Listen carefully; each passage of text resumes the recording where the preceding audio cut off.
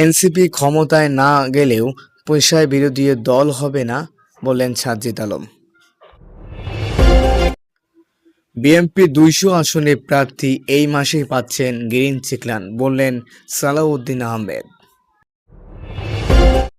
জাতীয় নাগরিক পার্টির এনসিপি লক্ষ্য ক্ষমতায় যাওয়ার, আর তা না হলেও থাকবে শক্তিশালী বিরোধী দলের ভূমিকায়। এসব কথা বলেন দলটির মুখ্য সংগঠন উত্তরাঞ্চলের সাজ্জিদ আলম। সাজ্জিদ আলম আজ শুক্রবার রাজধানীর শাহবাগের শহীদ আবু সাইদ ইন্টারন্যাশনাল কনভেনশন সেন্টারের এনসিপি এক সভায় এসব কথা বলেন। দলটির ঢাকা মহানগর, উত্তর, দক্ষিণ এবং ঢাকা জেলার শাখার সমন্বয়ক সভায় আয়োজন করে। সাজিদ আলম বলেন, এনসিপি বাংলাদেশের ৪৬ নম্বর রাজনৈতিক দল হতে আসেনি। আমরা হয় জনগণের হয়ে সরকারি দল হিসেবে সংসদের প্রতিনিধিত্ব করব, না হয় শক্তিশালী বিরোধী দল হব।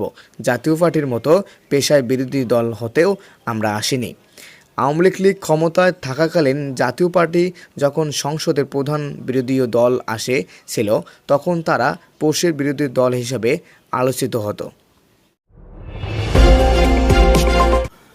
আগামী জাতীয় সংসদ নির্বাচনের জন্য বিএনপি চলিত অক্টোবর মাসের মধ্যে ২০০ আসনের প্রার্থী যাচাই করে তাদের সবুজ সংকেত দেওয়া হবে বলে জানিয়েছেন দলটির স্থানীয় কমিটির সদস্য সালাউদ্দিন আহমেদ।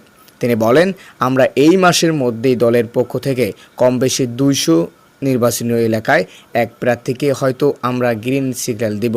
সেই প্রক্রিয়ায় আছি আমরা শেষের দিকে, যাতে নির্বাচন মাঠে স্থানীয় হিসাবে কাজ করা যেতে পারে। আজ শুক্রবার বিকালে রাজধানীর গুলিস্তান নিজ বাসভবনে সাংবাদিকদের সঙ্গে আলাপকালে সালাউদ্দিন আহমেদ এসব কথা বলেন।